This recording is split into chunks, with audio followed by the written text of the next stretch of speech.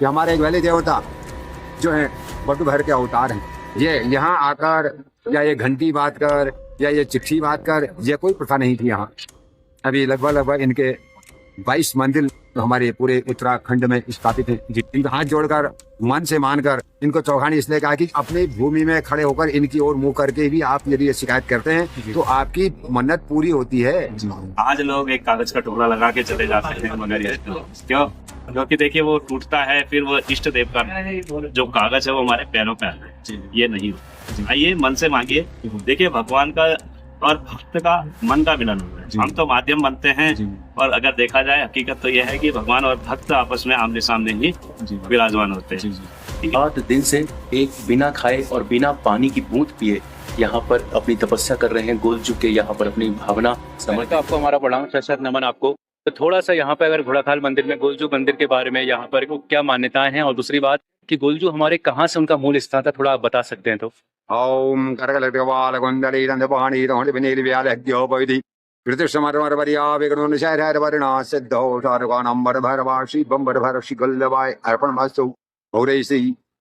जैसे कि इस मंत्र द्वारा सिद्ध है कि हमारे एक वैली देवता जो है बटू भैरव के अवतार हैं।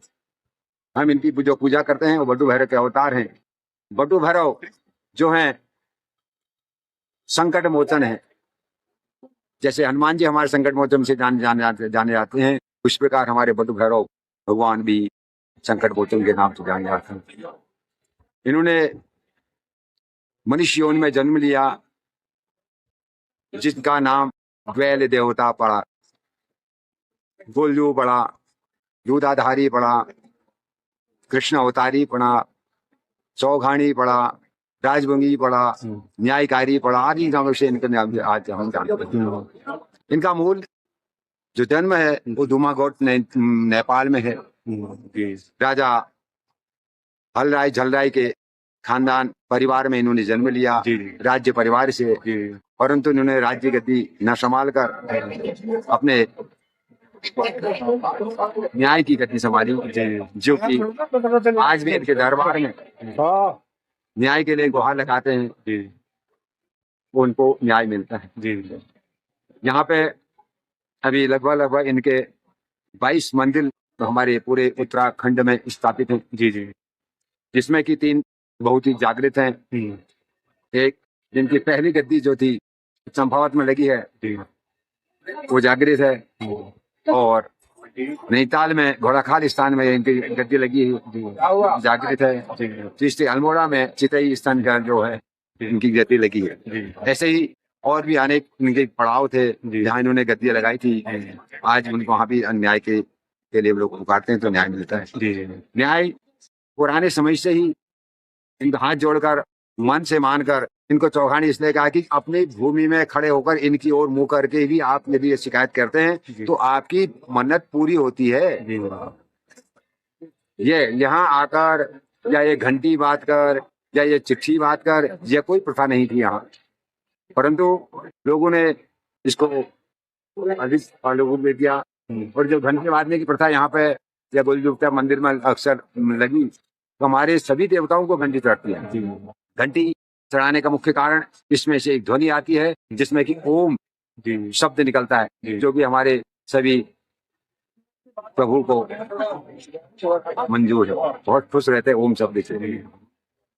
तो इस प्रकार यहाँ पे जो घंटी प्रथम बार पहली पार्टी गई, पहले यहाँ में घड़ियाल बाजे जाते थे, परंतु हमारे एक रामपुर नवाब थे जिन्होंने 1936 में यहाँ पे 5 कुल की घंटी बाजी।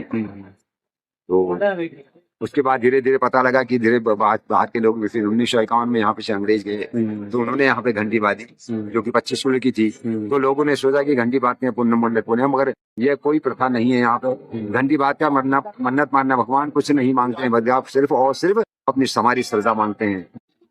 जय हो बाला गोरिया, जय गुरु देवता। दोस्तों, आज हम यहाँ पर घोड़ाखाल मंदिर में, नैनीताल जिले के भवानी में स्थित घोड़ाखाल मंदिर गोलजू देवता का बहुत ही प्रचंड शक्ति और आध्यात्मिक एक केंद्र है, जो असीमित और अनगिनत भक्तों की अटूट आस्था का केंद्र है। और यहाँ पर जो इस घोड़ाखाल मंदिर के जो मुख्य पुजारी जी हैं, जो गोलजू देवता के सारे कार्यभार देखते हैं, उनकी सारी सेवा और उनके सारे काम देखते हैं गोलजू देवता के मंदिर प्रांगण के। तो पंडित जी, आपको मेरा प्रणाम वंदन आपको।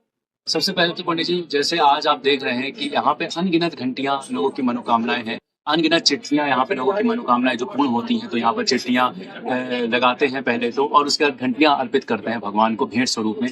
तो यहाँ की क्या मान्यताएं, और गोलजू देवता जो इतने प्रचंड रूप में और इतने शक्तिशाली रूप में यहाँ पे कुलदेव के रूप में जगह जगह आज विराजमान है, तो कुछ यहाँ पर उनके बारे में कुछ अगर आप शब्द उनके बारे में बोल सकें तो बहुत कृपा होगी। आप उस समय प्रांगण में बैठे हुए, यह गोलू देवता, बटुक भैरव के अवतार गोलू देवता का एक सिद्ध पीठ स्थल है। आज नहीं, हम 4 पीढ़ियों से देखते आ रहे हैं, हम 5 पीढ़ी आ चुकी है यहाँ पे सेवा करते हुए। यह एक ऐसा स्थान में देखने को मिलता है, ऐसा कहीं भी भारत में आप जाएंगे कहीं भी नहीं मिलता। ये लोग आके बताते जी जी, लोग आते हैं, प्राचीन काल से ही हम देखते थे लोग अपनी गुहार लेके आते थे जी। जब हम लोगों को कोर्ट कचहरी से न्याय नहीं मिल पाता तो इनके व्यवहार पर आकर के लोग अपने स्टाम्प लगाते थे। मगर धीरे धीरे जैसे जैसे नेटवर्क फैलता गया, लोगों की वो चीजें खत्म हो गई। आज लोग एक कागज का टुकड़ा लगा के चले जाते हैं, मगर ये क्यों?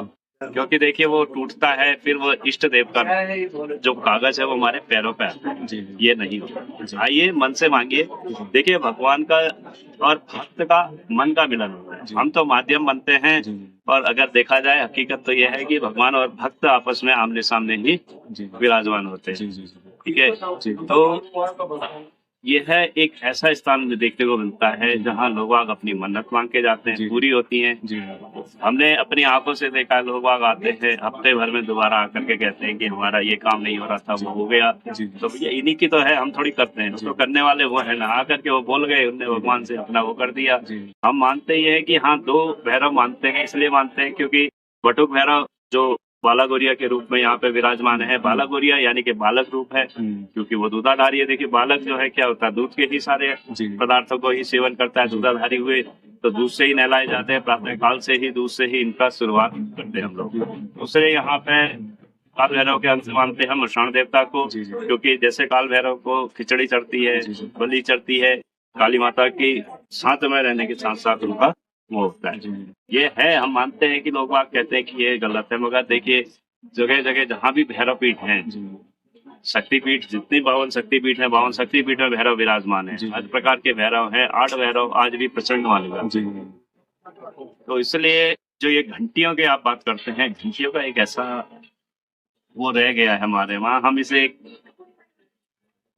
अपने लिए श्राप भी मानेंगे। क्यों? देखिए हम इनकी सुरक्षा नहीं कर पाएंगे आगे चल के। उसका कारण हम बता दें आपको, क्योंकि लोग झूठ बोल के अपनी दुकानदारी करने के लिए ये छोटी छोटी घंटियां बेच करके, जबरदस्ती चुन्नियां बेच करके इस मंदिर का वो बिगाड़ेंगे। क्यों? उसका कारण क्या है, हम लोग आए उनने जैसे पड़ी रह जाती है, हम इकट्ठे कर देते। लोग बात सोचते हैं कि इन्होंने ये इकट्ठी कर ली है और शायद इनको ये बेच देंगे, मगर हम सोचते हैं अगर हमने एक छोटा सा घंटा यहाँ पे नहीं लगाया है तो हम एक इतना सा घंटा भी यहाँ से नहीं जाने देंगे। बिल्कुल सही बात है। हाँ ठीक है, लोग आते हैं, मन्नत मांग के जाते हैं, आप कुछ करिए, घंटा ही चढ़ाइए, कुछ और करिए, भंडारा करिए, लोगों को खिलाइए।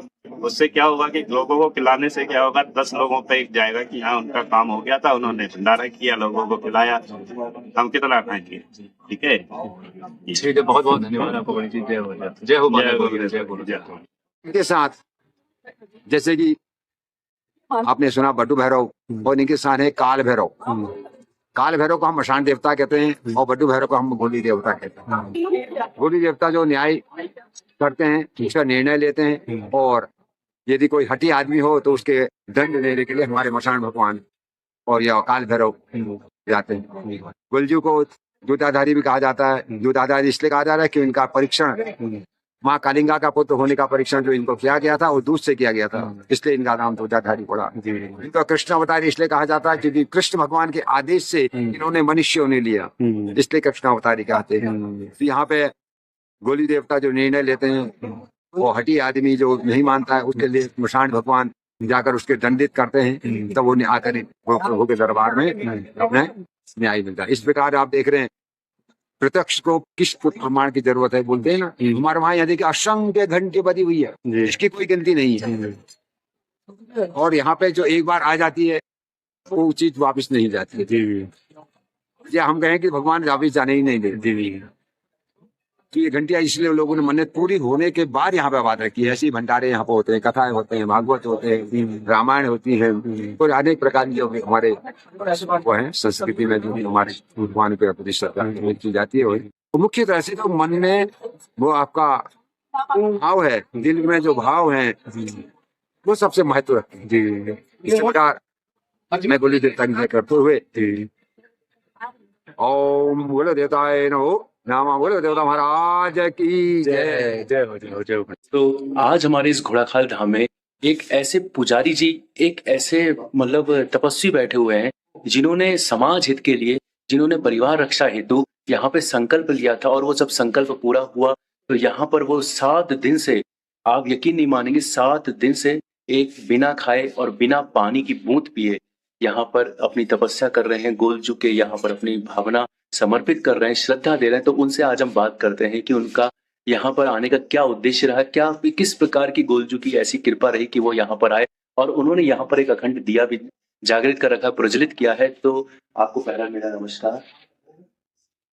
तो पंडित जी, आज आपको ये जो मतलब निर्जला जो आपकी ये कार्य चल रहा है, जो आप तपस्या कर रहे हो, इसका कितना समय हो चुका है? ये शनिवार से शनिवार तक एक हफ्ते का। जी जी जी, अच्छा अच्छा।